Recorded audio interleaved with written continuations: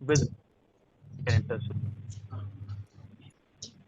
Legal regime, the provisions of the IBC with respect to the personal guarantors to corporate debtors, PG to CD as we call it, they were notified by the central government in November 2019, as you all know, and were brought into force from 1st of December 2019. Now, the subject is very crucial, and to take up that subject for a discussion with the professional members, here, Mr. Sushanta Das, the Chief General Manager at Insolvency and Bankruptcy Board of India. Sushanta sir will briefly talk about the subject, and then there shall be an elaborate discussion on the respective forms, the relevant forms on the subject by Mr. G.P. Madan, who's an eminent personality in the corporate and bankruptcy law space. Sir will take up the forms in detail. So without further ado, I would straight away request Sushanta sir to take the session forward. Thank you. Before Mr. Nitin, if you can request everybody to please keep their mic on mute mode. Sure, sir. So that's a request for all the roundtable sessions. Keep your mics on mute mode. Thank you. So except for the speaker, there should not be any background. Mr. Rajesh, आपके यहाँ से काफी disturbance आ रही है. Please keep your mic on mute. Mr. Rajesh Sinha.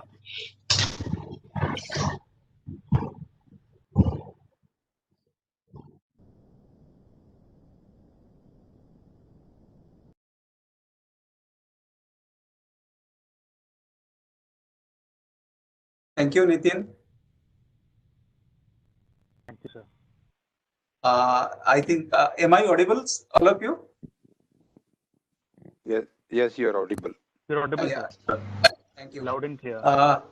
Respected professionals, it's a very good evening to all of you. A very warm welcome on behalf of IBBI. It's my pleasure to invite all of you in this digital era to this web conference so that in a short time we can meet each other very quickly.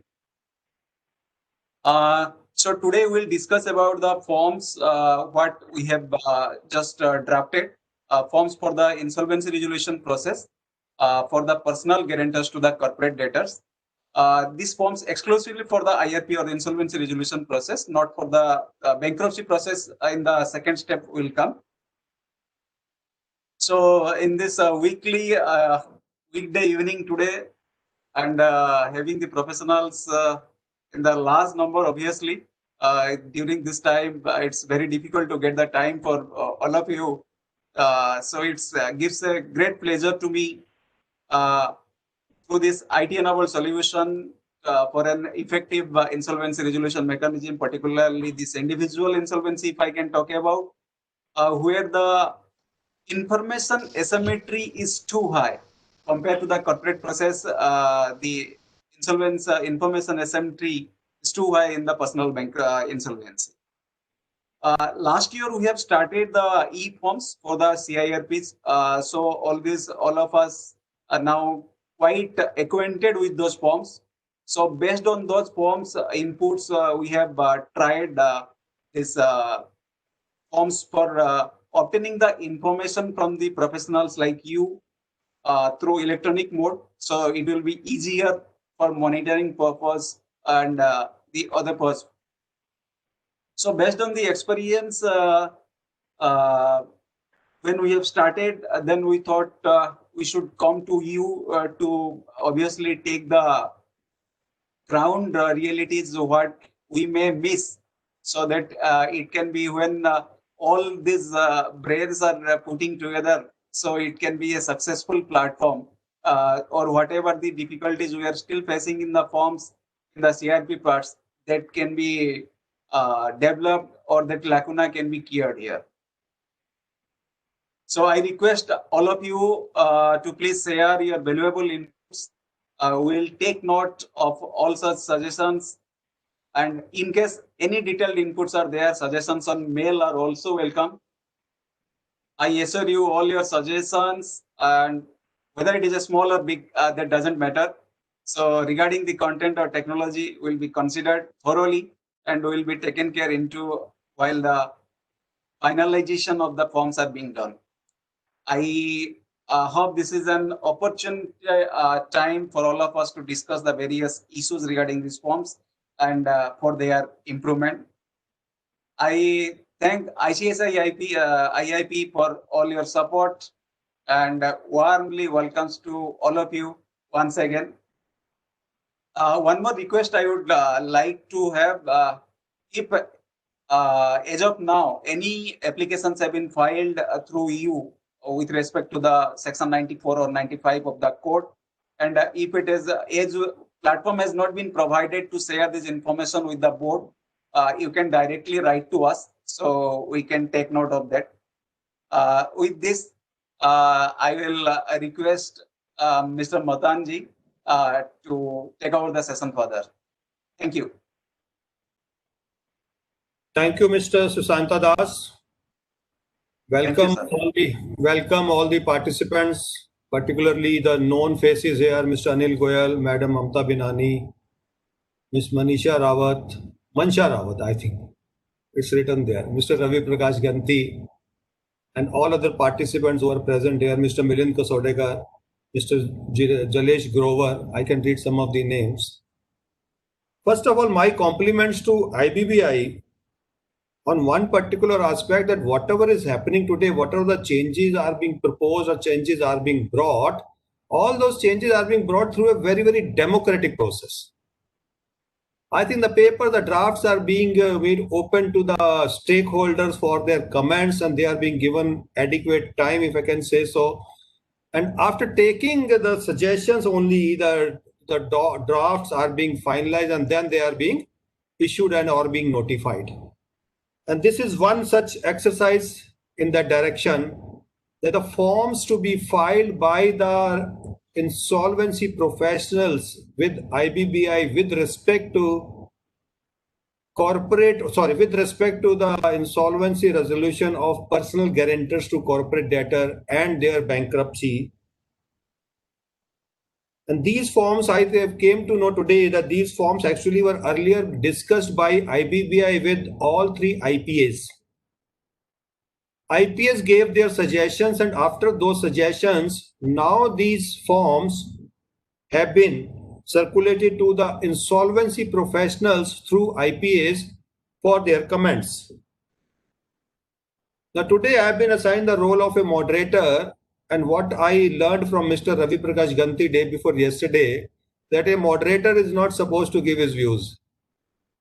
He is only supposed to moderate the session and take the views of others, combine them, and at the end of the session to give a summary of the suggestion, and then let it be taken over by IIP to IIP take it over and forward it to IBBI. So I'll restrain myself from giving my own views, but मेरी थोड़ी सी गंदी आदत है, कहीं कहीं मैं कुछ बोल पड़ता हूँ. तो गंती साहब, you will have to excuse me there. First of all, I would like to ask Mr. Sushanta Das if you have the figure that totally for till date, how many cases or how many applications have been filed with various benches of NCLT with respect to personal guarantors to corporate debtors, if you have that figure available with you. Thank you, sir, for raising this question. This, I think, actually supplement to my request just a few minutes back I made that please share the copy of the applications with me so that we can create the MIS so that we can answer. But as of now, whatever this information we have received at our board, and in the last newsletter, I think we have come around 7 applications have been filed. And after that also we have received around 2 applications. So as of now, so as per the information received at our end, it is 9 applications have been filed with different NCLT only. So far there is no application has been filed in DRT, but I just got a news some applications have been filed at DRT Bangalore. But we are yet to receive the copy. As you are aware that rule. We will go through the rule 8 of the IRP rule. Sorry, I beg your pardon. Rule 9 of the IRP rules, it has been given that copy of the application should be received by the board from the applicant. It's not from the IP, but it's from the applicant as it is prescribed in the rule. But of course, we are not receiving. So, though we may not have actually a clear platform through which we can receive, but obviously my mail ID is open. I would like to receive so that I can answer it more properly. Thank you.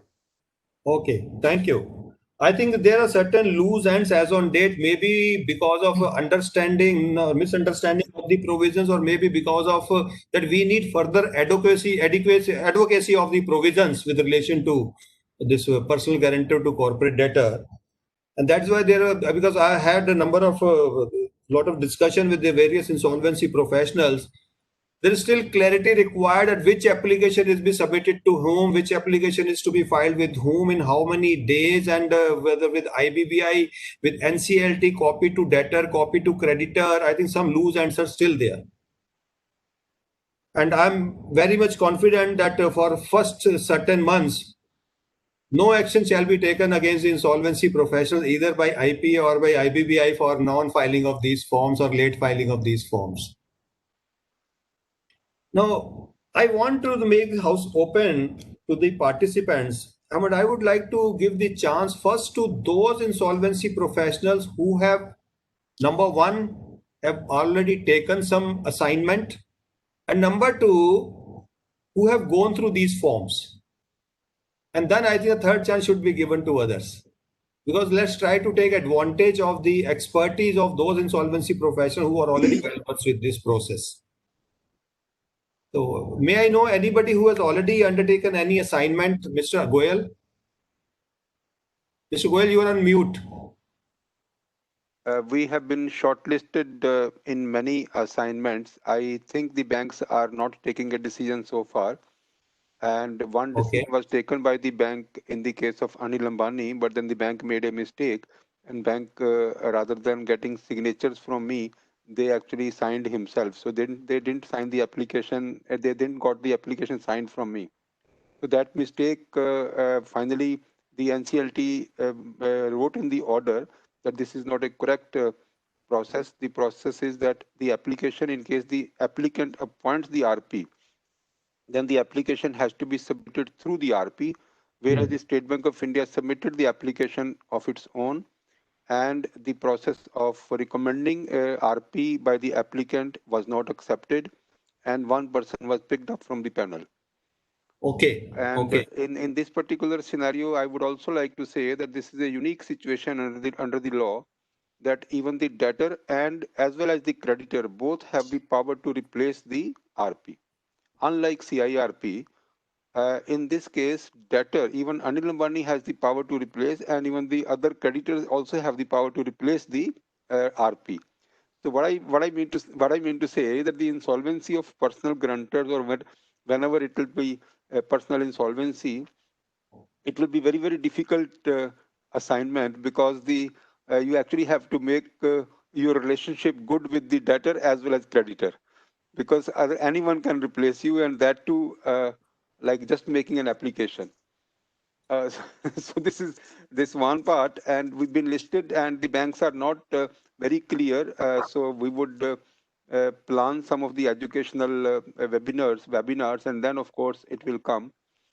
Since I was also one of the committee member while this regulations and rules were being drafted, I have sufficient information about the provisions. In fact, clause by clause, we have discussed each and every regulation and rules in that committee. Secondly, the forms also have been read by me, and there is one clarity I think we all have in the case of the forms that we have in CIRP and in the liquidation processes. If there is any information which is not available, the forms should be able to be uploaded. Because see, when I look at this form IP1 forms, Mr. Goyal, we will go, yes, you are taken IP1, and what I have been mandated today that we will go form by form, one by one. Yeah, IP1 is the first form. Yeah. Yes. Yes. So IP1 is supposed to be submitted within 7 days of your appointment. And once you are appointed, once you submit your consent, you are not sure when the bank will submit the application and when the bank will get it signed from you.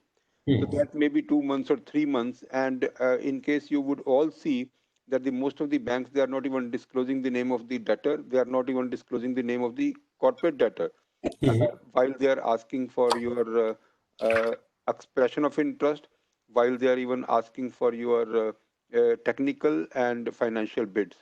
So at this time, when we are actually asked to give a consent form, we may not have the information regarding how much is the default amount, what is the status of the corporate debtors insolvency proceedings, and whether the in case it is resolved, what is the name of the successful resolution applicant.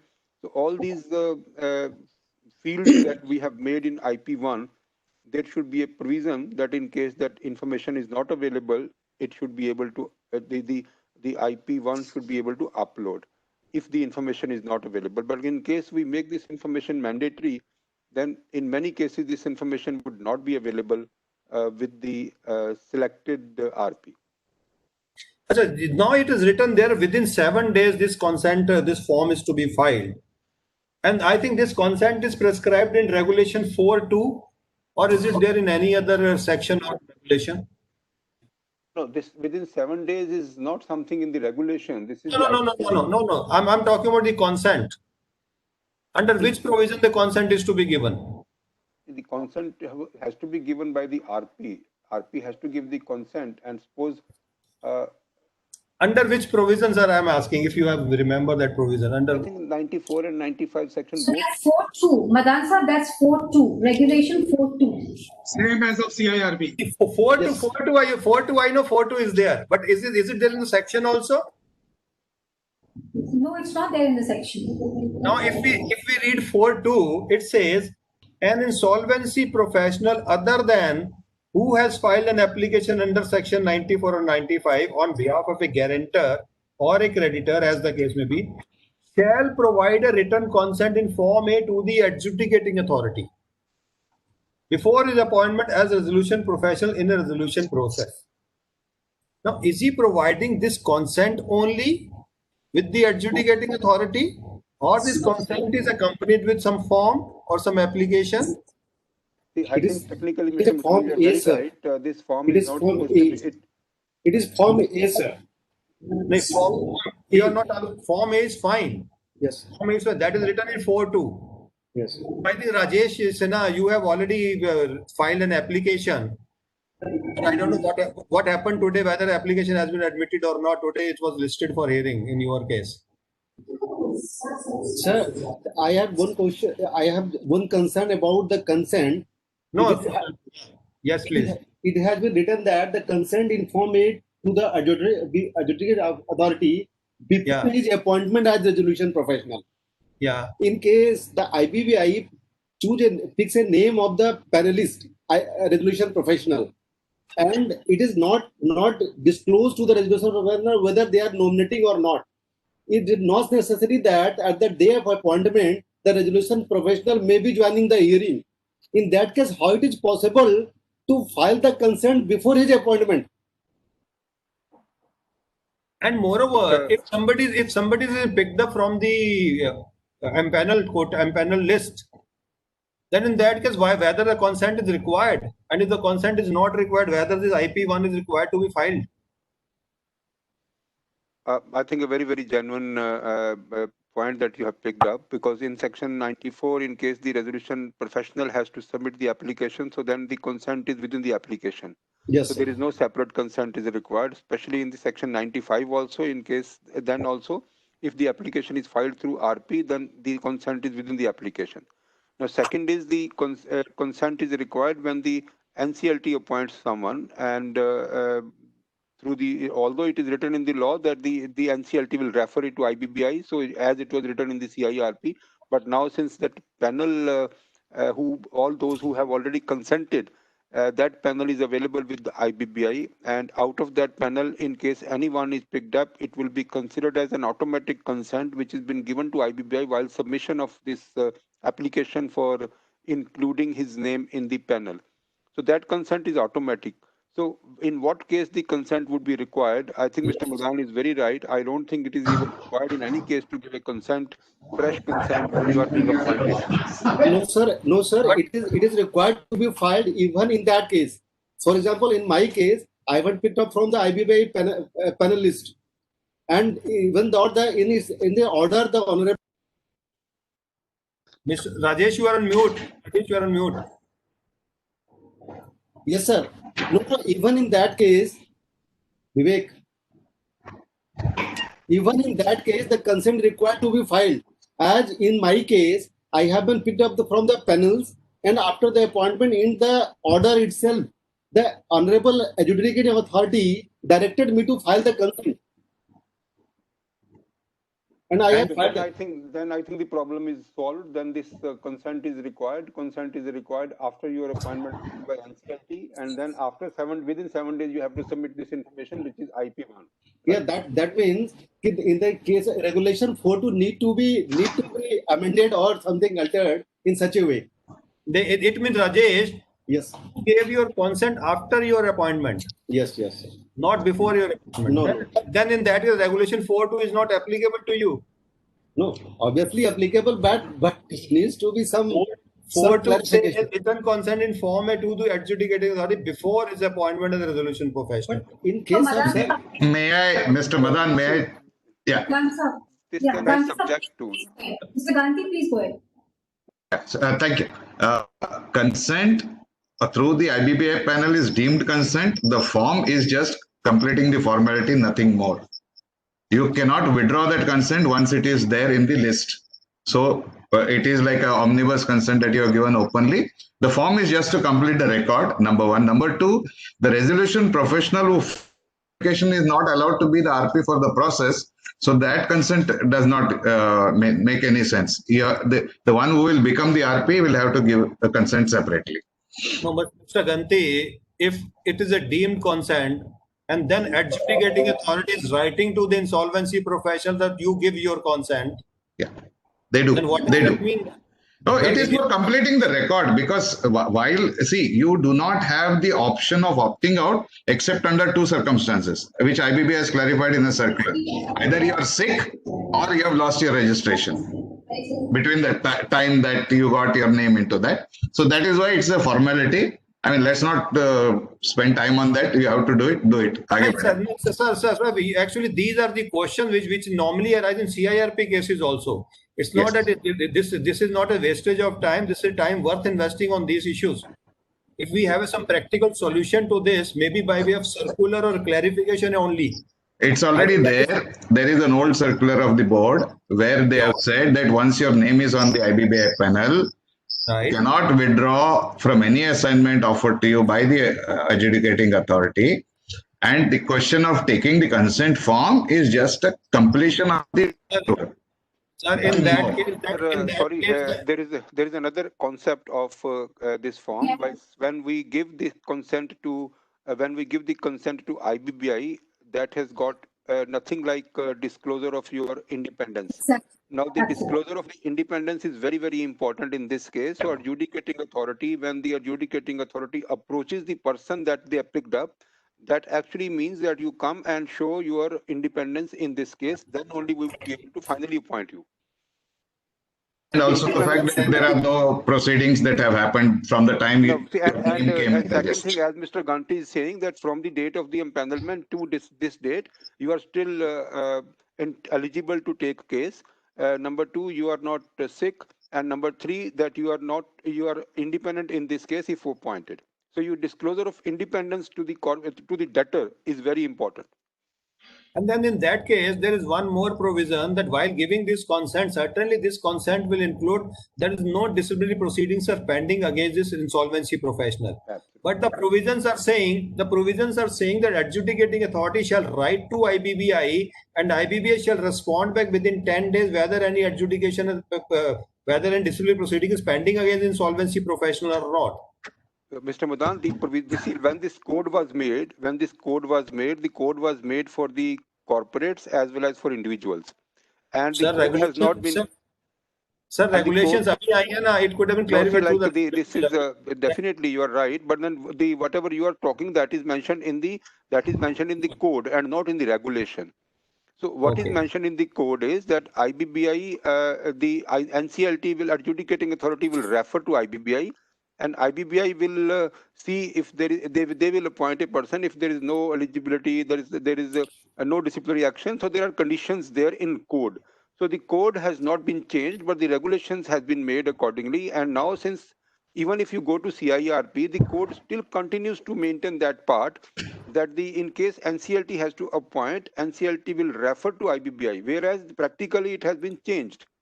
So the Okay. same, yeah. Before I come to Dr. Mamta, I would like to invite Mr. Rajesh if he can explain what procedure actually was followed in his case. Mr. Rajesh Sinha, are you there? Yes, sir. Yes, sir. Yes. Can you please explain what procedure was followed in your case regarding your appointment?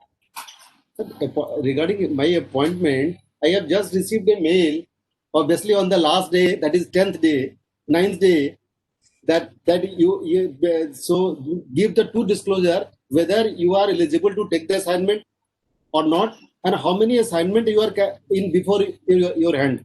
That is the only two disclosure. From 10th day of which date? 10th day of which incident? 10th day, that means that in the mail it was written that tomorrow by you have to submit this two answer before next day before 11 a.m. So I received the mail at 6:30 in the evening. You received this mail from NCLT? No, IBBI. No. IBBI. So initial. Hello. How is that possible? No, I think that there's a mismatch. I think you have to start narrate from the beginning. Yes, sir. Was it the first communication to you from IBBI? From first communication to me. Before that, there was no communication to you from adjudicating authority? No. And thereafter, I replied the mail. Again, there is a lockdown process started. And thereafter, just there is a hearing. On daily basis, I was checking the cause list. I find that one day, that it is the case is listed. Case is listed, and thereafter, next hearing, the NCLT directed me to appear even before the appointment. Okay. So I appeared, and there are some question related to delivery of the application between the applicant and the respondent, and thereafter it was sorted out. Then my letter of appointment to the IBBI my letter of nomination issued by the IBBI was not reached till that date, or maybe reached that was misplaced. I don't know what actually happened. And thereafter, the IBBI again asked from the NCLT asked from the IBBI about the clarification. Then again, the IBBI submitted the letter or clarified, as the case may be. And thereafter, on the next date of hearing, my appointment was made. So it means Mr. Goyal, here in this case, adjudicating authority wrote to IBBI, and IBBI responded back, and on the basis of that response, his appointment was made by the adjudicating authority. Yes, Dr. Because Yes, because Mamta. I have faced similar situation in my case also. So I was straight away appointed in one of the matter in Hyderabad. I was not in that list because the list is quite geographical. When the list is geographical, okay. Yeah. So when the list is when an RP is picked up from a list, for example, I am in the list of Kolkata, just for an example sake. But if the Hyderabad bench is taking my name and recommending my name, in that cases, they always send to IBBI asking that whether this person is free from any disqualification, etc. They want to take a report from IBBI. That is always the case when it is not geographical centric. So, and when it is geographical centric, they just pick up the name from the list and then they never send it to IBBI, is what has been my experience. So what Mr. Rajesh Sinha is saying, let us ask him that was he picked up in a case which was not in his geography? It is his geography only. It is his geography only. It is from Delhi only. He belongs to Delhi. It's from Delhi only. then this is quite unusual. Understanding of the benches may be different, and some benches may be thinking that the existing panel that we have is only for corporate insolvency resolution processes, and that panel may not be valid for the individual insolvency. And technically, in case you see, I think this was the first panel this time the IBBI is making, where the individual personal guarantors were also mentioned when they were making the panel. Even earlier panel, when they were making, they were not mentioning that this panel is also for personal guarantors. So that may be the understanding of the benches. So I think we can move ahead and understanding one thing very clearly, that the consent is required because of the independence, because of the no disciplinary action and no sickness. So this is the reason that the consent is required. And once the consent is given, within 7 days, this IP1 has to be filled. Now, coming to IP1 straight away, as you have said very rightly, IP1 is to be filled up within 7 days from the date of consent. Now, what shall be treated as the date of consent in all these cases? Where number one, you have given your consent to the CD or to the creditor or debtor, or number two, where NCLT has appointed you from the panel. From which date? Because in both the cases, you have to file this form IP1. And as I said, that there is no consent required, because in case you read the regulation, it is said other than section 94-95, regulation is very clearly saying that in case you are filing the application and if you are signing the application, then this consent is not required. So the consent is only required when NCLT picks you from the panel. So can we simply write in the form except in the cases covered under regulation 4.2? I think that will really provide a guidance to the insolvency professionals. Actually, there is another observation, Mr. Madan, like why this particular IP form is not required to be submitted by a person who is signing the application form.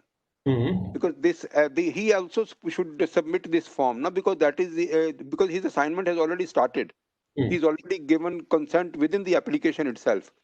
So this IP1 should be amended so that it is required to be submitted by the person who has given consent or he has signed the application himself. Anybody else would like to comment on this? It's a very valid suggestion. Dr. Mamta, Mr. Ganti, Madam Sripriya. Anybody would like to give the comment? Nitin, I think you are noting all these points. Noting them, sir. Right.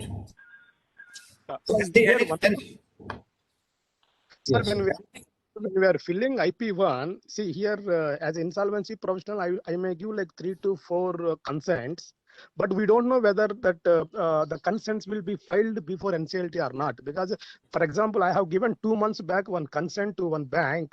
They have not prepared the application till now. They are saying, okay, we will do it like some process is going on, we will file it.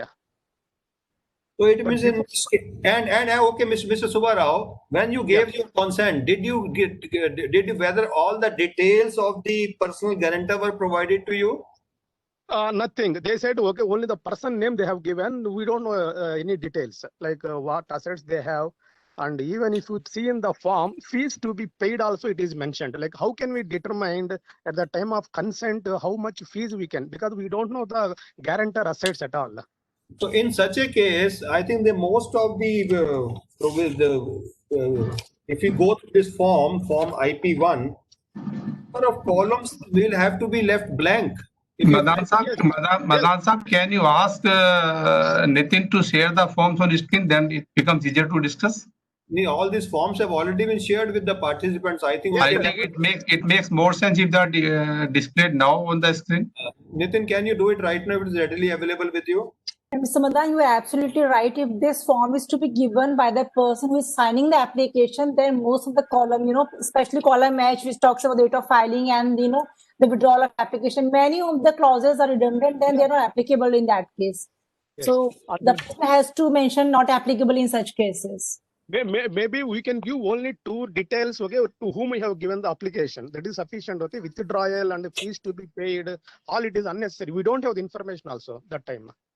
In fact, there is another issue with the design of the form. That the form design says at the heading that it has to be filed within 7 days from the consent given. Yes. And when you look in the first column and row, it says date of filing application with AA and due date of form. It means it is calculating your 7 day period from the date of filing with the AA and not from the date of consent. Munish, let's not interpret it that way. Let's keep them separately. The date of filing of the application, let's keep separate, and due date of form. Due date of form is separate from the date of consent. That's all. But I think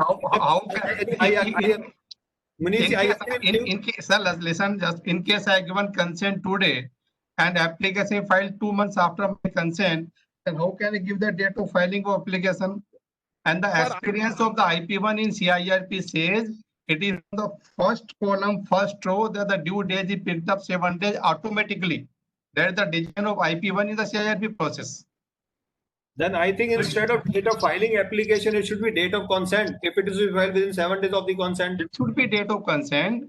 Another one, when we come to this thing, G, that bench AA date and details of withdrawal. Moment I am giving my consent, I do not know before which bench it will be listed. I do not know whether the application will be filed or not. I do not know whether it will be withdrawn or not. So these details cannot go in the form IP1 unless RP is given an opportunity or a chance to file 2 IP1s in the same case. One when I give consent and another one when the withdrawal has taken place. And I think that is not permitted in the given architecture of the IBBI. You can file IP1 only in one assignment. So the details which are appearing in H, G, E, this is F and D, H, they can never be filed. They would always remain blank. Goel Sahab, you want to say something? Okay, Mr. Ganti first. Mr. Ganti first. Yeah. Just to clarify, Regulation 4, Sub-Regulation 2 is very explicit. The RP who has, IP, not RP, IP who has filed the application is not eligible to become the RP for the process. So there is no, the consent is always to be given by the RP who will get appointed as the RP. So the IP filing the application, his role ends with filing of the application and the process that is done there. No, that is not correct. Okay, please, shall I share the regulation? Can you read it? I think we can. Yeah, or shall I read it? Okay, I will read it. There is a problem with the wording of the regulation. In fact, the IP who files application is appointed as RP by A unless he gets replaced under section 98. Let me read the regulation.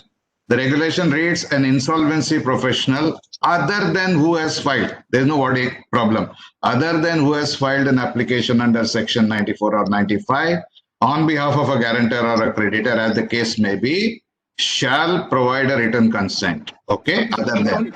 This is only.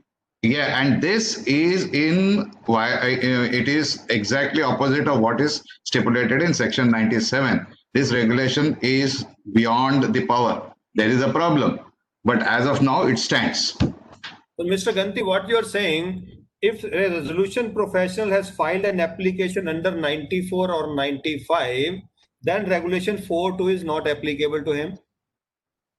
Right? Yes, because he cannot become the RP. Number one, number two, Mr. Madan, I think as per this regulation. Mr. Madan, give me 1 minute. Otherwise, this discussion will actually go to a very, very long time. So one, which we said clearly, that section 94, 95 talks about the resolution, the application through resolution professional. And in those cases, the resolution professional has already given consent within the application. So therefore, the regulation 4 sub-regulation 2 says that it is not required to give a consent.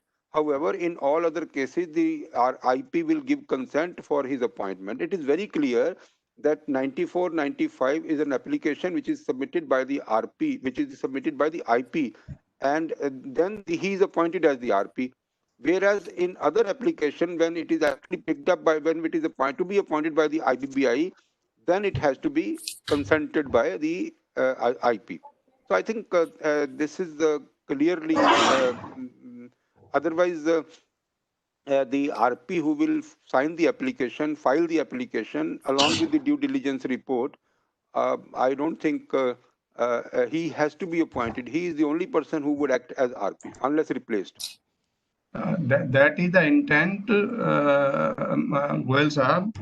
But unfortunately, 4.2 is appearing under 4, which says eligibility of resolution professional. So it says that under a wrong heading. So that gives a wrong impression which Mr. Ganti is getting. But when you read with 98, what you are saying is right, but that is misleading placement. चलो आगे बढ़े. नहीं आगे नहीं बढ़े. अब now what to do with IP1? Because if IP1, if you see at the bottom also, there is a declaration. I, Mr. So and so, having IP registration number so and so, was appointed as a resolution professional by NCLT DRT order in application number so and so, under section 97 and 98 of the Insolvency and Bankruptcy Code. Now here we are talking about appointment, while the form is to be filed within 7 days of consent. So that means it is very clear that this particular IP1 is only applicable when you are giving consent to NCLT or when you are giving consent to IBBI for that matter, because maybe some benches may say that we need to take the name from IBBI. In section 94 and 95, what we say that in case somebody is filing the application under section 94, 95, in his capacity as RP of that case, then this form should be applicable, and this particular form should be made applicable to them also, because filing an application means that you have assignment very clearly. That assignment has been taken up. Well, sir, I think we have quite a long discussion on this issue, and there are a lot of confusions under section, under regulations, and a lot of other things. But if we restrict ourselves to CIRP form IP1, and as Mr. Madana said in the last para, it is mentioned that we have to mention the date of the NCLT order, etc. So I think it is very much clear that as soon as the order is made, within 7 days of the order has been passed by the NCLT for appointment of an IP, in case of the individual guarantors, shall be that date that in which within 7 days it has to be filed. Correct. I think now my final conclusion of all this discussion is that while simultaneously along with the notification of the form, there should be some clarification from IBBI on this. That who is to file, whether under 94 or 95 or covered under regulation 4.2, this clarity needs to be provided while notification of the form. Otherwise, all insolvency professionals will keep on discussing and there will not be any clarity, and tomorrow they may be subject to some disciplinary action also for non-filing of the form. I think clarity is needed. I really appreciate this discussion because I'm really facing a problem with this.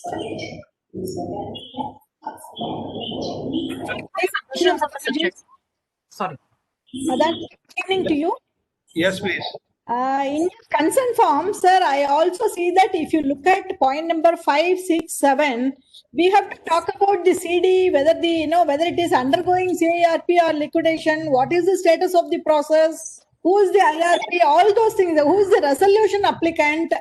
See, we will not know so much information at all, and are we supposed to do research to file this IP form? And why to confuse? I'm just wondering why to confuse between the consent form for the guarantor and the resolution process. These are two independent processes. With respect to resolution, anyway, IBBI reporting, everything is there, which is supposed to be followed by the resolution professional. So, with respect to the consent of the guarantor, with respect to the guarantor CD, why we need to confuse both the forms? I am not very clear. Sir, may I add to this? Yes, please. Good afternoon. Sir, I'm Megha Mittal. Yes, Megha. Yes, Megha. Yes. As Bhuvneshwari ma'am clearly mentioned that there are details of corporate debt required. I just like to mention that since application against personal guarantors is very much related to the CD, CD are important for this. What can be provided is not include these due to and they can Megha, form your part voice of is the lagging. form Megha, will form that. we can't hear you properly. Megha, we can't hear you properly. Your voice is lagging. We are not able to hear you. May I speak? Sir, am I audible now? Your voice is breaking in between, so Yes. your conversation is not clearly coming to us.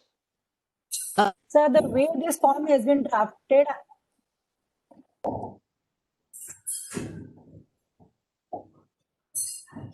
To say what Bhuvaneshwari madam said, I would like to say here that there is a resolution process in the case of personal grunters, and then there is a bankruptcy trustee bankruptcy process.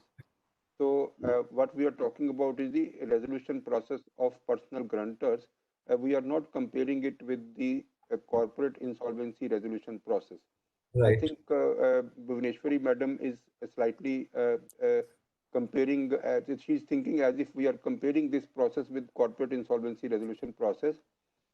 Individual grunter also has got two processes. One is the resolution process and the other is the bankruptcy process. Presently, we are talking about the resolution process. Right. So may I make a few submissions? Yes, please. Hi, this is Shripriya Kumar. I'd like to sort of restrict my discussion not on the substantive part of the law, but on the procedural aspect of the law. I have one very overall comment to make. I think we are finding this very difficult to go one form for one matter. So it'll be good if ICSI can come up with some kind of a integrated dashboard form with alerts to me. Once I have registered something, then within 3 days I should keep getting alerts which will remind me to fill. Because currently having so many forms in this day and age is slightly cumbersome. That's my first thing. And I'm actually willing to work with ICSI to come up with a simple integrated format. The second issue is I think we should synchronize maybe some timelines with the timelines that already exist and also ensure that all that is covered in the processes which have been mandated by IBBI are also covered here. For example, engagement of professionals.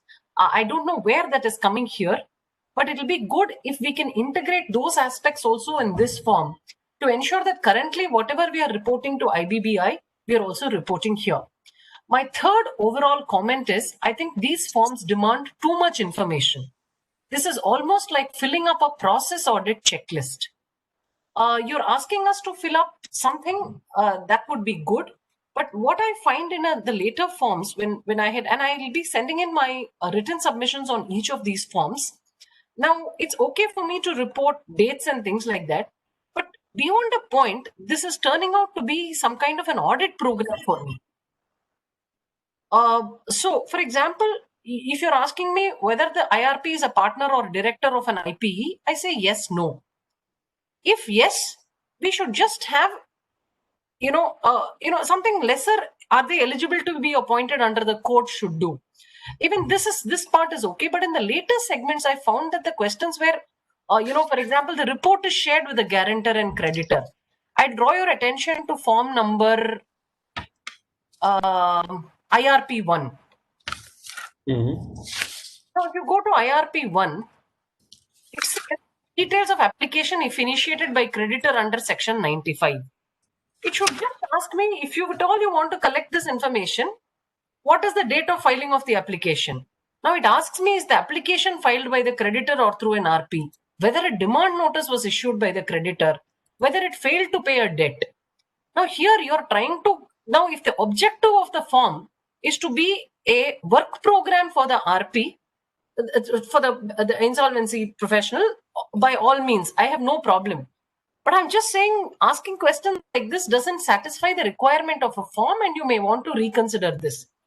Because as I go along, it is almost like, in which case there is also one more challenge here. When you decide to make a form like this, where you put in compliance with the law getting covered in this form, you must then put everything which is contained in the section.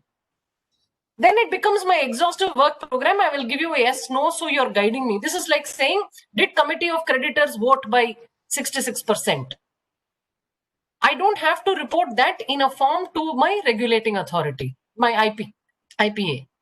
I find that there's a huge difference between the forms that are proposed here, unless the current forms of ICSI are there. I must apologize, I have not seen the current ICSI forms. I report to my IPA and to IBBI, which don't seem to be this level of details, sir, and it will be very difficult for us to fill it up. You may kindly consider making the forms a little more brief, but I have submissions on each of the forms on what could possibly be just 10 lines in a form. It'll be helpful for us, sir. That's about it. Can you please forward all whatever your comments are, or with this 10-liner form? Sure. 10 for each form. Yeah, that will be very helpful. Yeah. So it's more or less auto-populated. So the way we would logically look at it is I put in my my number and I get a password. So it takes me to a dashboard. I click on all of the cases for which I've given my consent, which automatically appears in the dashboard. So I pick on so which means if I have not given my consent, I can't even report that case. So I can give a delayed consent though. I a delayed form for consent. Then so the consented cases come before me. Then I open the consented case. It gives me by form and the objective of each form. I go into that form and fill it up. And in that form, as an IPA, what do I need to know? I need to know on a need to know basis. Because if you get into this level of detail, you are managing the work paper of an RP. I'm happy to suggest, sir, under all these headings, I quite like this. This will make for guidance note as well. Let's conclude the discussion on IP1. And I think a number of participants have given their suggestions. I request each one of you to please give your suggestions in writing, or you can, I think the forms are available with you in Word format. Sure. So in Word format, you can give your suggestion, whatever in your opinion is required to be deleted, you please delete that. And if you can give a justification also of that, why do you want that this provision should be deleted? The justification also of that. If it is a multiplication or duplicacy of any other information, so please give. Mr. Madan, one small question. Madan, can I make a submission? Just a minute. Let Madam Supriya complete. Finish off. I just want a small question. Yeah. Currently, are we reporting to any authority for the corporate insolvency process whether a demand notice was issued by a creditor? I don't think so, sir. We are doing to IBBI. Doing to IBBI. We are doing to IBBI. Where is it? Okay, then I stand corrected. And these forms will not be reported to IPA. These will go to IBBI. Right. These are for to the IPA. Not IBBI or IPA? These are for IBBI. These are for IBBI. These are for IBBI. And one more thing, if I'm allowed to carry on, Mr. Madan. And on this, Mr. Munish, just I think in my general view is that form should be allowed to be filed with either of these two, whether IPA or IBBI. Some forms of IPA, some form of IBBI. That is too much of an exercise, I think. And for this purpose, IBBI and IPA should sit together and should chalk out a formula that there should be central repository of these forms, and both of them can have access to that. That's a very good. We may have the option of interlinking the forms. So if there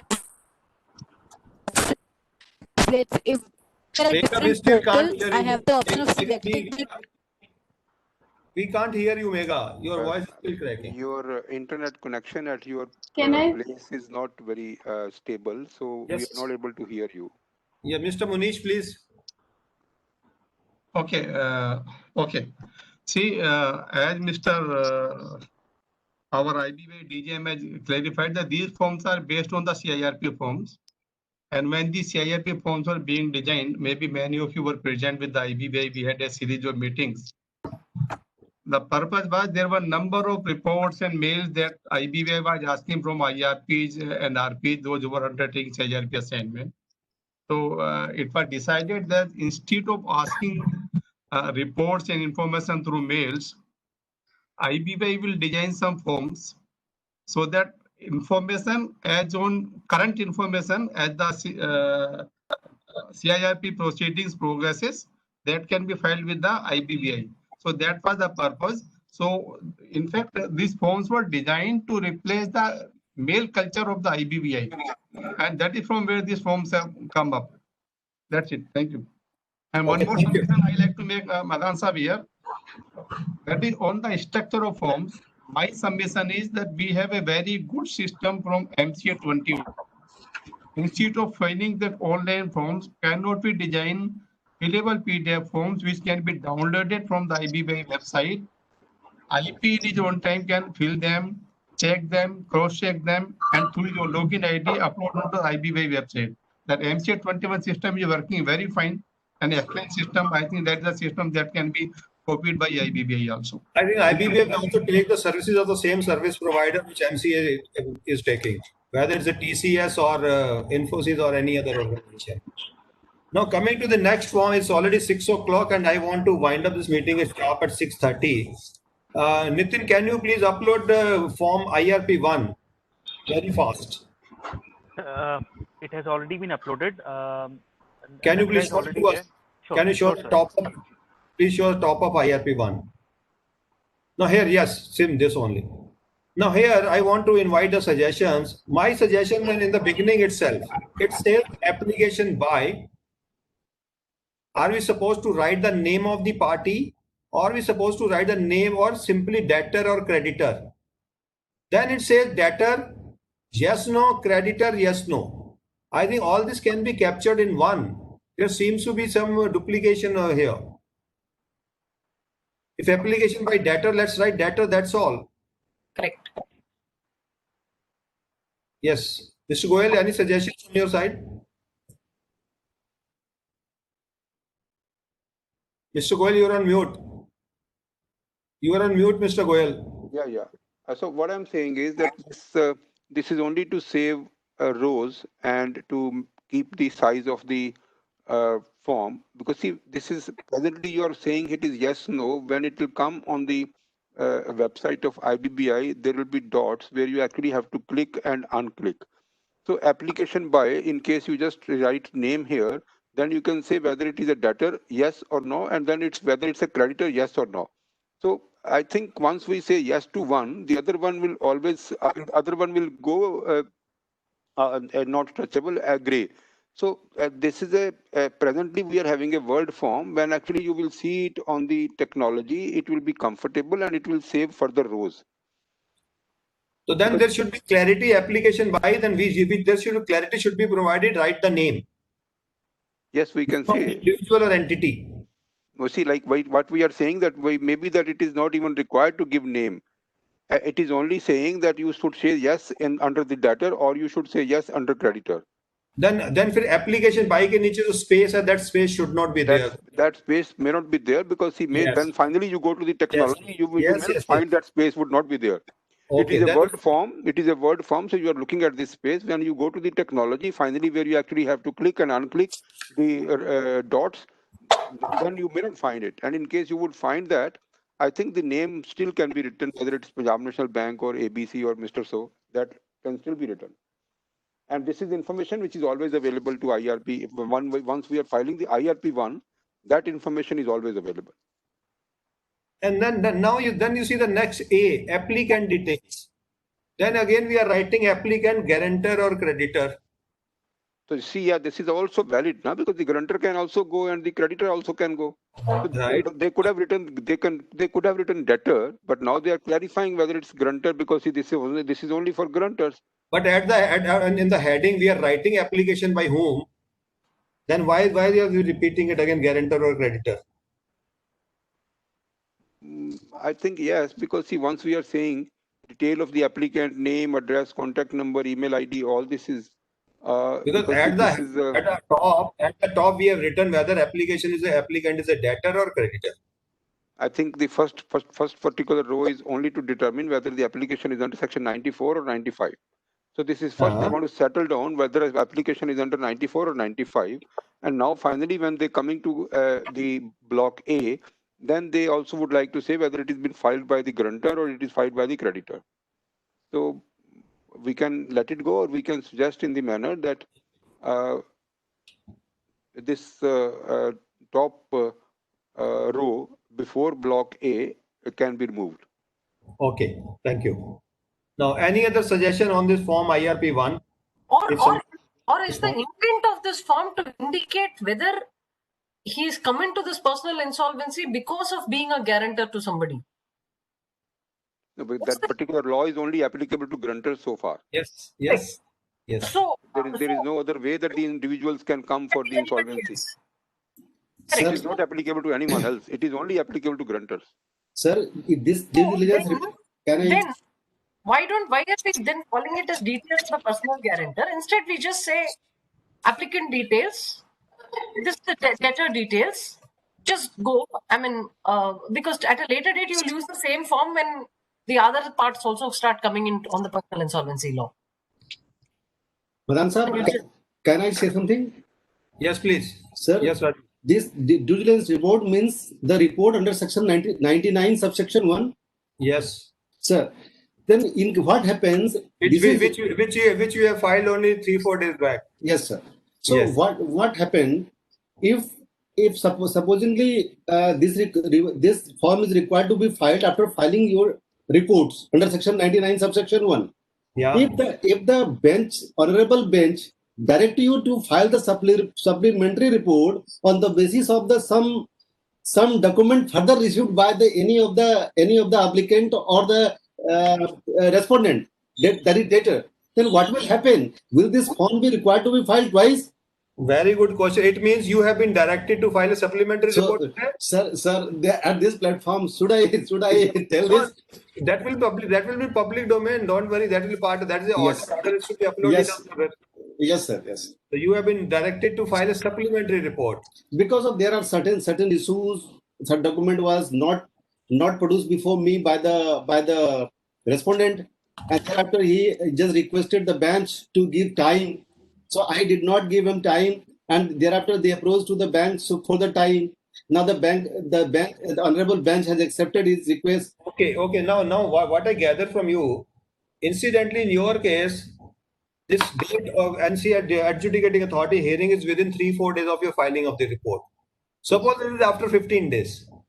In that case, you have already filed this form IRP1, and now you have been directed to file a supplementary report. I think as per this form, you may be required to file this form again. And so we have to upload that supplementary report also. Would is the website of the IBBI will accept again So let's give this suggestion to IBBI that may be the scenario. This is a practical situation which we have faced today itself. So in case of supplementary report, how the supplementary report can be filed, how IRP1 can be filed again. And maybe Madan Saab, to my understanding, this is one report where the entire information is about the facts of the case, and it is supposed to be given on the first due diligence report. Even if a supplementary information report, if a supplementary due diligence report is supposed to be given, because this form is not at all discussing much about the contents of the report. It is only discussing something which is as far as the report contents are concerned, it is not discussing except for, I will just see what is the content that it is discussing for the report. So it is not discussing anything on the due diligence report. It is only the event date which is important for submission of IRP1. So they only took this due diligence report submission as one event so that the IRP1 is submitted. In case you go through the entire form, hardly there is anything which is required to be mentioned for the contents of the due diligence report. So that in supplementary due diligence report would not require any subsequent submission of this IRP1. Sir, if you see I want to add something. A minute. If you see point number 7, there you have to upload even the copy of the report. Is the copy of the report first report is enough? Sir, I want to add something here. The purpose of these forms is to monitor the performance and the working of the IPs. So I think the intent is whether you filed the report on time, what was the due date as per the law, and once you have filed one report, your compliance has been done. For procedural matters, if some amendments are there or some procedure or supplementary report is there, that will go on with the case. So the point is the RP has done its job, the IP has done its job as to the compliance of the timelines that he or she need to meet as per the law. So going by that, I think only at the time of filing first report, if this form is filed, IP has well informed the IBBA and IP that he or she has done, his work and timely report has been filed. So I don't think again and again this report should be filed if change is happening there. I'm in 100% agreement with you. Absolutely agree with Bansal ji. I absolutely agree. I also agree with you. But the question is now a practical situation has already arrived before us. So simultaneously, along with the uploading of this form, a clarification can be given. If after this, and if there are further direction or supplementary report or any addendum, that those need not be filed. Exactly. Madam sir, can I say something? I had one more query in this form only for point number G, appointment of RP. Yes. So here in point number 4, it says if replace name of new RP and mobile number new RP, email of new RP. So I think the replacement of RP can happen any time during this process. So there may be a case where new RP is filing the DD report. So in such case, is the new RP required to submit details of the old RP also? Because in all cases, there won't be that the old RP is filing the DD report and the replacement has happened thereafter. So the situation will vary, I think, at what stage the RP has been replaced. So accordingly, both the options should be given here in that case, if at all it is required.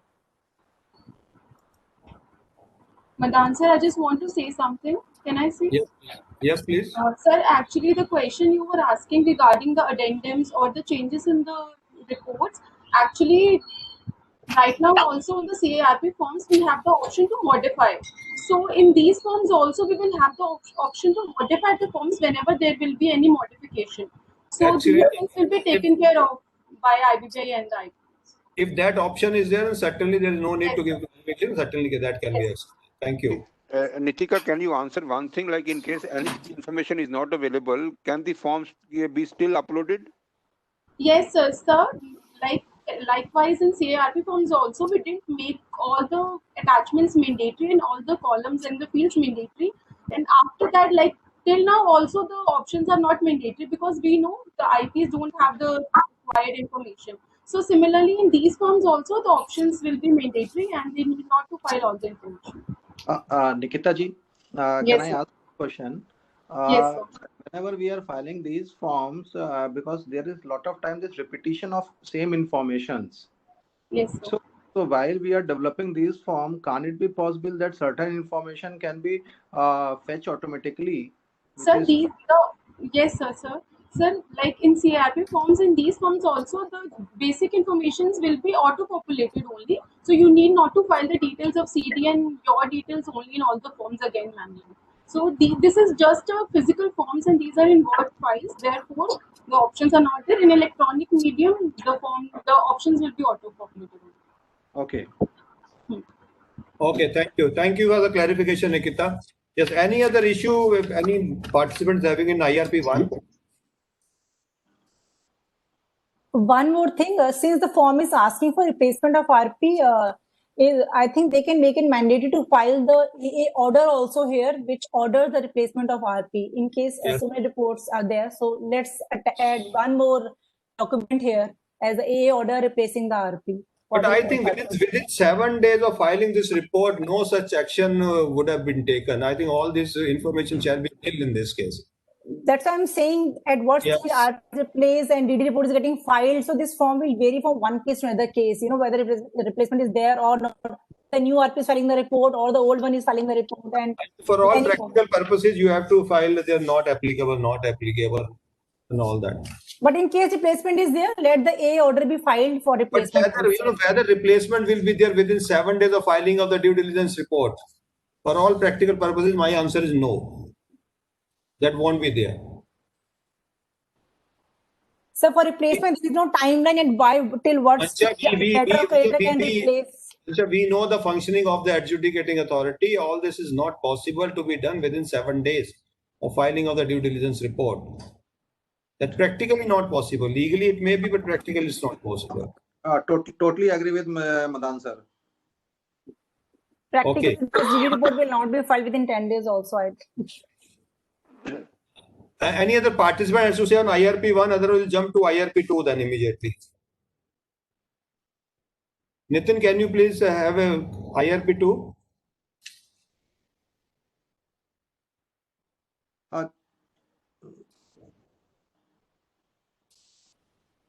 Now, this form is to be filed by RP within 7 days of preparation of list of creditors under section 104.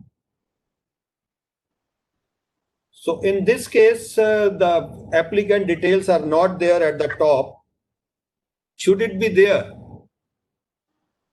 Like any other case, we write the title of the case. Should it be here? What is the name of the case, or who is the applicant? Should it be there or not? I'm posing this question to you participants.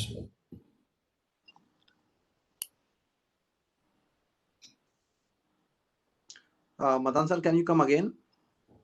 Whether at the top of the form, details of the applicants are required to be there or not, because it's starting with the details of the personal guarantor.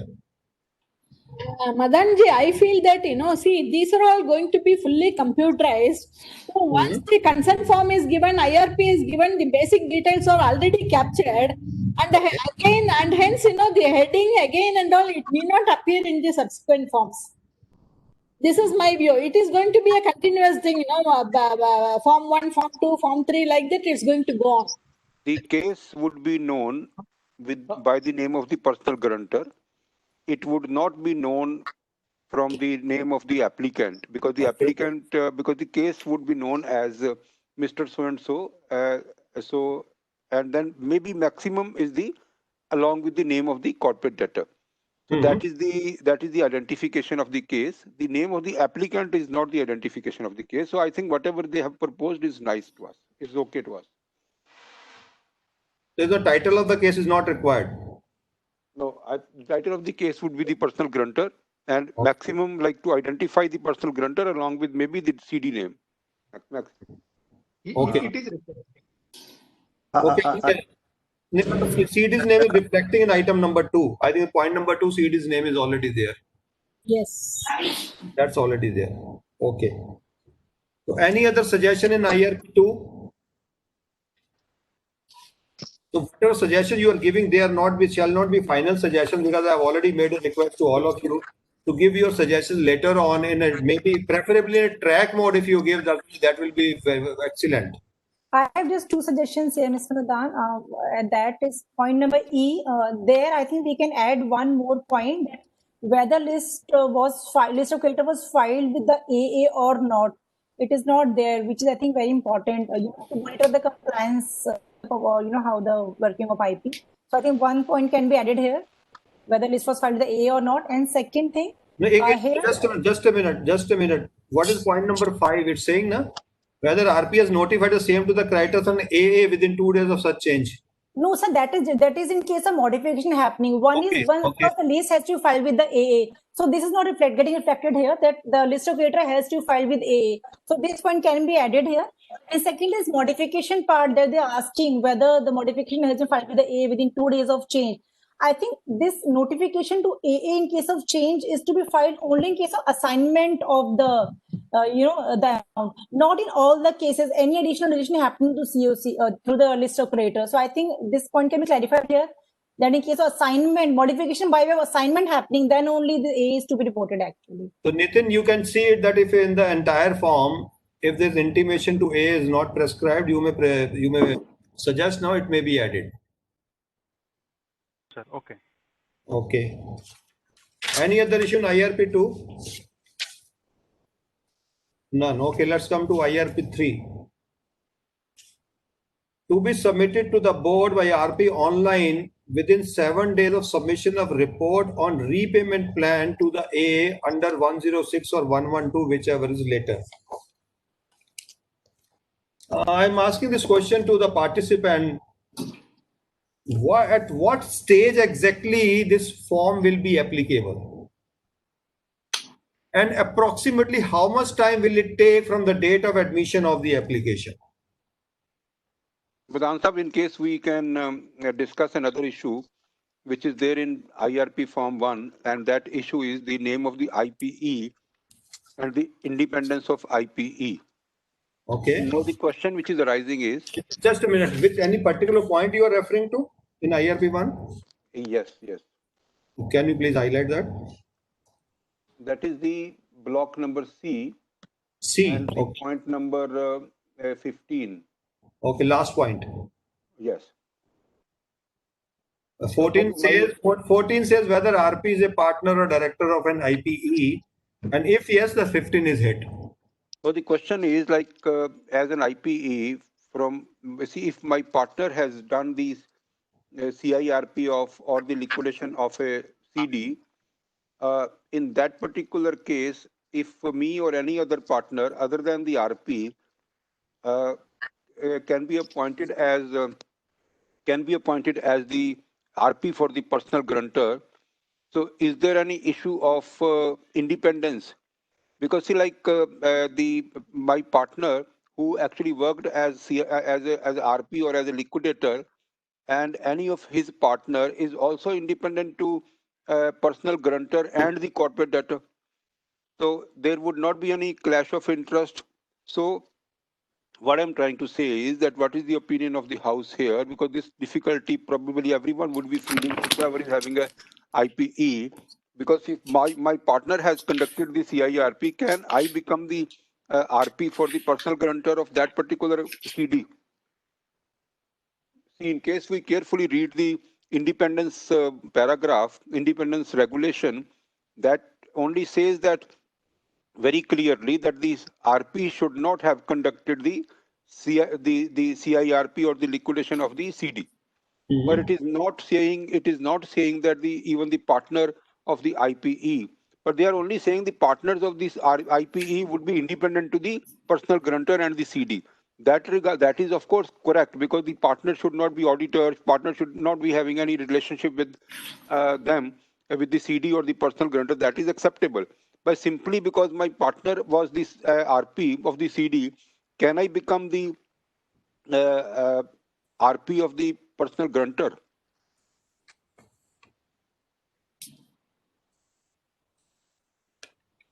For that purpose, I think first of all, Mr. Goyal, we need to visit point number 12, 13, 14 also. Yeah. 12 says whether the IP acted as IRP, RP liquidator of the CD of the guarantor. Of the guarantor. Yeah. Huh? Are you talking of the CD? Okay, CD. Okay, I think CD के बाद एक comma नहीं होना चाहिए. Comma should not be there. Mm-hmm.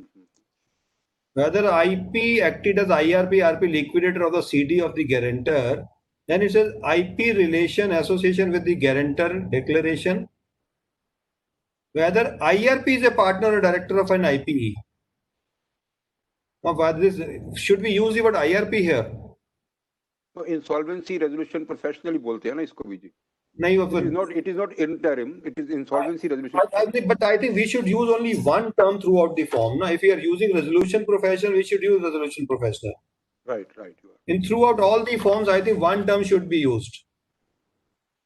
Sir, it should be IP rather. IP or RP, whatever is there, it should be one term, because as majority of the places in finding RP. Yeah. IP may still be confusing. RP means appointment is done. That's why we are saying RP. Yes. So coming to 15, I think Nitin ji's suggestions दिए हैं. Goyal साहब ने अच्छे suggestions दिए. You may note it down. So in case the IBBI thinks, that the partner of RP of the CD cannot become RP of the guarantor, then I think another paragraph or another row can be added here. This is what is the only suggestion. So first of all, we need to seek a clarification on the substantive provision, and then we should come to the form. Yes. I think that is also should be noted, and we may forward it. I think Mr. Das is also here right now. He also might be noting this. Okay. Mr. Goyal, any comment on IRP 3? We were discussing IRP 3. Yeah. And I was asking this question at what stage of this entire process this form would be required to be filed? How much time, on an average, how much time will it take to make payment or having a repayment? Can I come in, Madan sir? Yes, please, Mr. Manish. See, it refers to two sections. One is section 106 and section 102. Right. 7 days from the report of repayment, land under 106 or 102, whichever is later. Right. Now, if you look at the code, the 106 is the stage when the debtor prepares a repayment plan. Right. And that plan is prepared within, say, 51 days from the publication of notice inviting claims from the creditors. That's the latest date when this report is prepared. Right. When this repayment plan is prepared by RP, then a meeting of committee of creditors is called. It is put to vote. And a report is prepared under section 112. Right. So report of repayment plan on 112 will always be after a report of repayment plan under 106. Right. So now at what stage IBBI is looking for me to file a form? The 106 will always be at least a month before a report under 112. Okay. So there is no point writing, asking me to file a form after a report under 106 or a report under 112, whichever is later. The report under 112 is always later in time than the report under 106. So according to you, 112 will always be later. Obviously, sir. Okay, so if it's always later, then there is no point. Which then let's write it 112 only or 111. Do you think 106 may be removed from here? That's my reading. That's my reading. Now the IBBI may have some other views why they put it this way. They may have their own reasons. But my reading is it should be only 112, not 106. But Ms. Megha is writing it may instead be provided 106 or 112 as the case may be. This is what her suggestion is. Means you will be filing form at two stages, it means. No. Either under 106 or 112 as the case may be. This suggestion. Actually, 106 itself says that if RP feels that the meeting of creditors is not required to be summoned, then he may mention this fact in the report. So by this, it seems that approval from the creditors is not mandatory for the repayment plan. In that case, 112 will not become applicable because 106 subsection 3, and the provision to subsection 2 also states that RP has to recommend, whether meeting is required or not. So that means the Megha is trying to say that in case the meeting is not called, then it will end at 106 stage only. There will be no question of 112. Is a meeting of creditors optional? It seems so from 106 actually. 106 says that RP has to give, whether meeting is required to be summoned or not. So that's quite confusing. However, if we see, this triple one or others, they say approval is required from 3/4 value creditors and all. No, that means that if the RP recommend for the meeting of the creditors, then only the provision of section 111 come into play. So 06, it seems so that the creditors approval is not mandatory in this case because anybody Yes, not mandatory. experience can exactly they can No, it is comment not. here. No, I think no application has been reached to that stage. Exactly. Nobody has Rajesh, that was my intention of asking my preliminary question. Yes, sir. And at this stage, whatever discussion we'll be having on IRP and IRP4, certainly they'll be academic in nature. Exactly. But anyway, certainly when IBBI is coming out of the forms, I think IBBI is coming out with all the forms, and later on these forms may be changed as per the practical experience of the insolvency professionals. So now Mr. Megha has given her suggestion in her inputs. Mr. Munish, may I assign this task exclusively to you to go through 106 and 112, and then you come out with your observation and give it to ICSI IIP? The prima facie, I am in confirmation, I am in concurrence with what Mr. Megha is saying, Ms. Megha is saying, that if 106 it may be closed in 106, then no need to come to 112. If that is the case, then certainly whatever language she is suggesting, that's fine. Munishji, can you take up this assignment? Sir, in case the creditor meeting is to be called, no, but in case a creditor meeting is to be called under 112, even then I think a report has to be submitted 106 also. Okay, now this is third. Twice. Now this is another dimension. It may be if 112 is hit, then we may be required to two reports, two forms, if 106 as well as under 112. Yes, Because yes, sir. at the time of 106, we are not very sure whether 112 will happen or not. So that same thing at the time of filing 106, you have to mention whether meeting will be called or not. You have to mention the day of the meeting, or you have to mention the meeting is not required. Yeah, I think from the next discussion meeting, we need to call at least those IPs who are handling these cases practically. Exactly. Right. So Rajesh, you are going to be in the hit list for all times to come. Yes. It seems like that, sir. Okay, now let's come to IRP. Madan sir. 630. Madan sir, just one short thing. Yep. The report of 106 is on the plan, and the report of 112 is on the meeting. They are two distinctly different things. There is no confusion. Okay. I don't know why people are thinking that they are two. They are two different things. One is on the plan about the plan submitted by the guarantor. The second one is when a meeting is held, 112 option automatically kicks in if and when a meeting is held. So under 106, if the RP recommends no meeting is required based on the plan and the NCLT accepts it, 112 will not happen. Then according to you, whichever letter should be there or not, or should it be there in both the sections? This form is to be filed IRP 3. Let's come It should be both, because 112 happens if 106 asks for a meeting or doesn't say that no meeting is required. So these are two distinctly different events. One is the assessment of the RP on the plan. The second is the voting by the creditors on the plan. Two totally different things. So can we have do you propose that should we have two different forms and for 106 and 112, or should it be one combined form to be filed in both the cases? See, I would always suggest one form which can be updated rather than 20 forms. So then, आपने मेरे मुंह की बात छीन ली, शायद मैं and में बोलता ये बात. Okay, thank you. Let's come to IRP 4. I think IRP 4 तो अभी आने वाला है. We need to be submitted to the board by RP online within 7 days of passing discharge order by A under section 119. I don't think within the next 365 days we are going to have such a discharge order from the adjudicating authority. And I don't find any time to be devoted on this form as on date.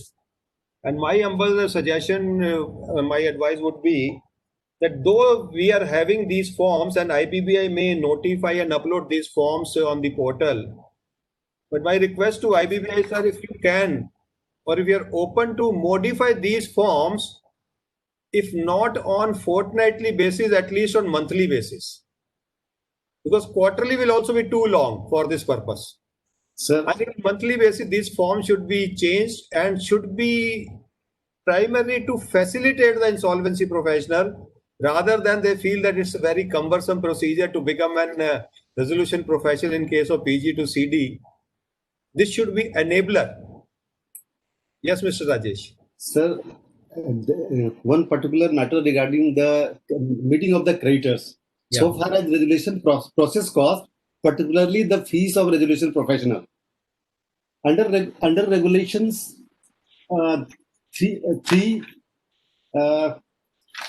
subclause I, the resolution process cost shall be ratified by the creditors, approved or ratified by the creditors.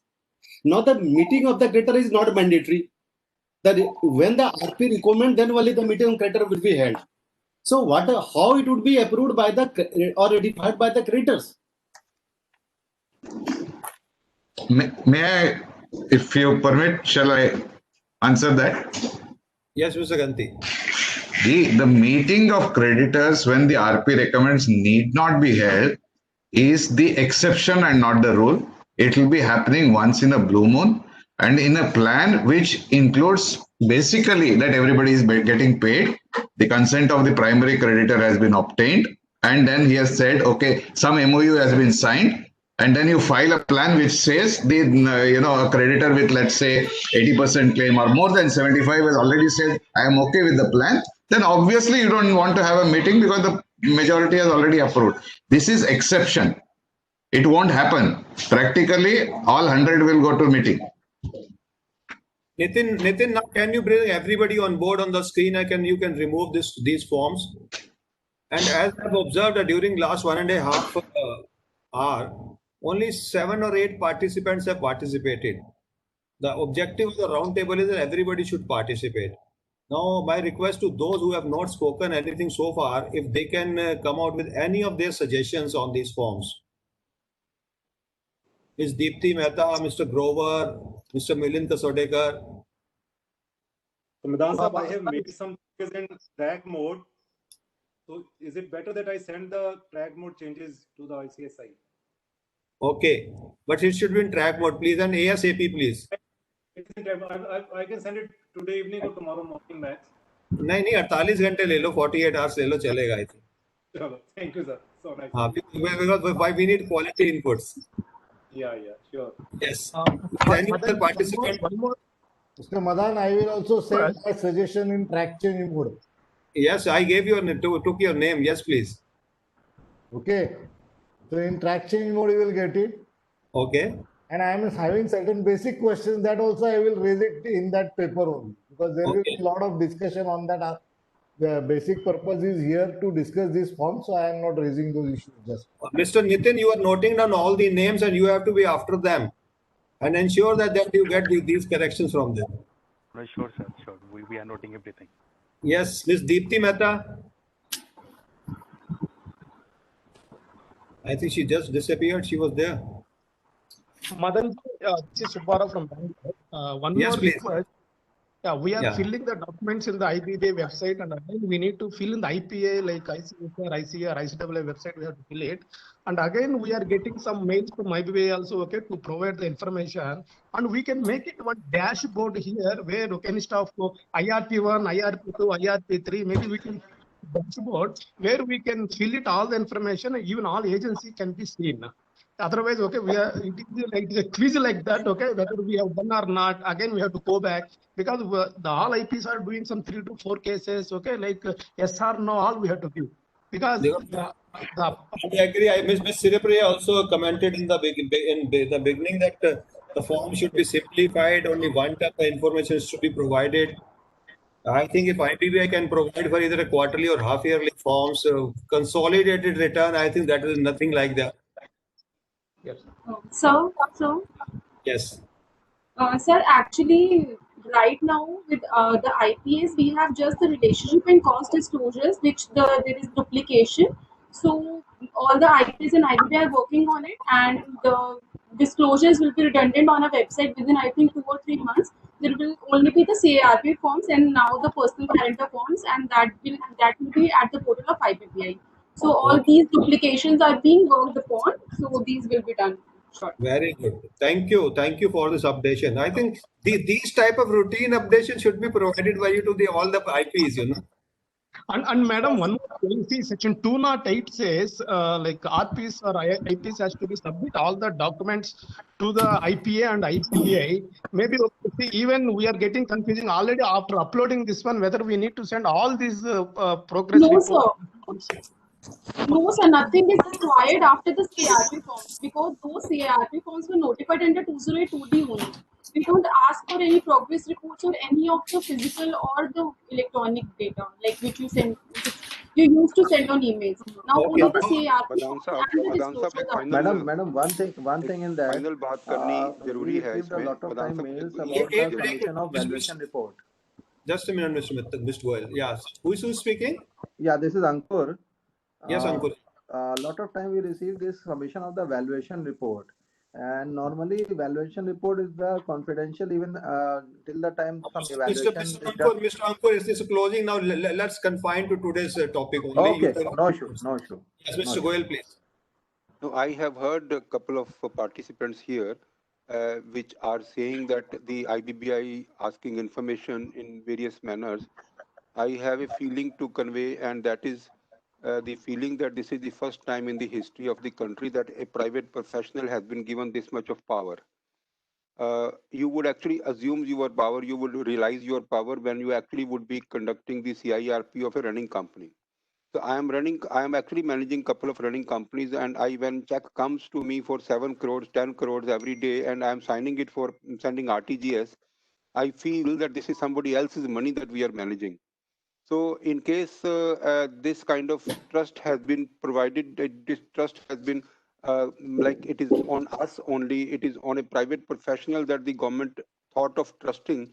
So I think whatever IBBI is asking as information for the purpose of monitoring us, for the purpose of monitoring our actions, that should be accepted for the time being. Otherwise, in case no information is asked by IBBI, then everyone knows that how many apprehensions people are having on the RPs and liquidators. So what I say is let us provide information to IBBI. Let us be monitored. We are happy that we are being monitored. Nobody's complaining about it. Only issue is this observation only that multiple duplication of the same thing should not be there. That's all. Yeah. No, Yeah, but Goyalji, whatever you said, it is correct. Okay, if it is big companies, yes, it is correct. Where there are companies having turnover 0 or okay, there is no assets to sell, and the same process has to be applied. Even if you see in my 3 cases, in 2 cases that no process, no money, nothing. Even as same process has to be. I agree with you that you are handling a case where the total fees is 3 lakhs rupees in 6 months, and the other person is handling a case where the 1 month fees is 25 lakhs. There is a difference, and I definitely agree with you. But I'm only saying how the IBBI can differentiate it, because there is a possibility of manipulation. There is a possibility of fraudulent transactions, even in those cases also where there is no asset, when there is no transaction.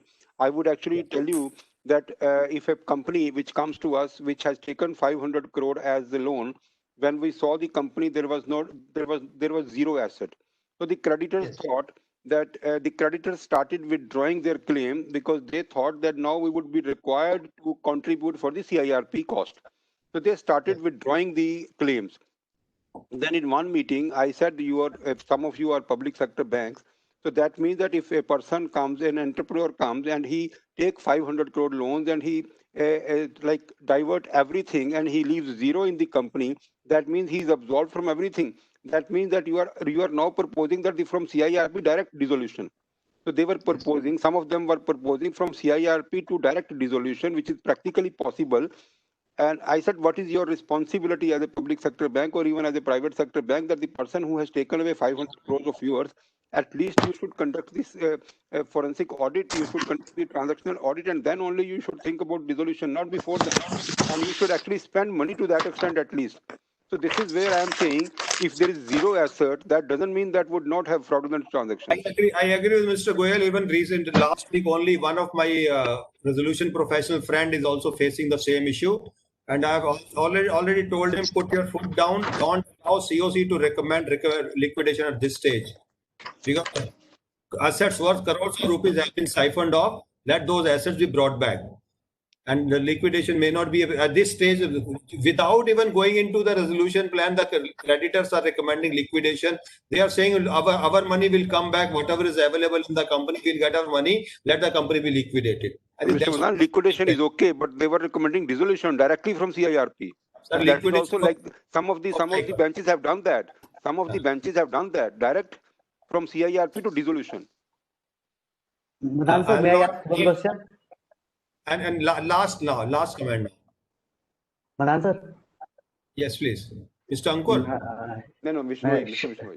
Bishnoi. Bishnoi ji, बोलिए please. Bishnoi ji, आपका तो आवाज सुनने का और Madan sir, IBBI is coming out with the, restriction on the assignments, right?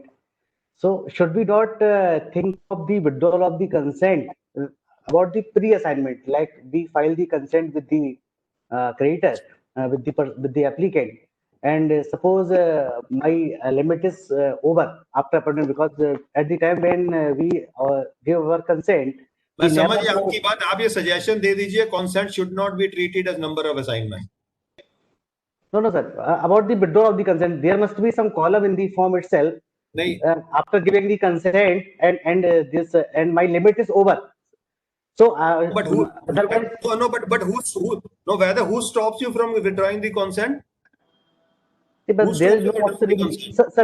Sir, there is no option in the forms itself, CIRP or the present proposed form. So, if that is there, give you a suggestion. According to me, consent can be given. With the appointment, consent can be withdrawn. There is no restriction on that. I'm very good on that. Anyway, now let's come to the end of the session. I think I'm thankful to all the participants, particularly Mr. Goyal, Mr. Ganti, Mr. Rajesh Sinha, who is having the practical experience, Dr. Mamta Binani, and all participants have already consented to give their suggestion in writing. My request to all of you, those participants who have not neither participated nor given their consent to give this suggestion, you are also at liberty. And my request to you, humble suggestion to please give your comments on these forms which have been circulated to you. If you do not have the forms with you, write to ICSI. They will provide you the forms in Word format. And my suggestion to IBPI again, rather a request that please open to these suggestions, and please also remain open to the changes in the forms whenever the need arises on the basis of the feedback of the insolvency professional. Thank you very much. Thank you, everybody. Over to Nitin. Thank you very much, sir. We thank all the participants for taking out their time, giving us their valuable inputs. And I mean, every professional organization builds up like this. So the contribution from the professionals is very crucial one, and that is taken into account of, and that's how we grow. So thank you very much to everyone. Thank you, Madan sir, for taking out time. And I mean, you have given us a lot of inputs to us. So we'll surely give it to IBPI, and then probably we'll have the way forward. Thank you, sir. Thank you. Thank you all. Thank you all. Okay. Have a good day. Thank you.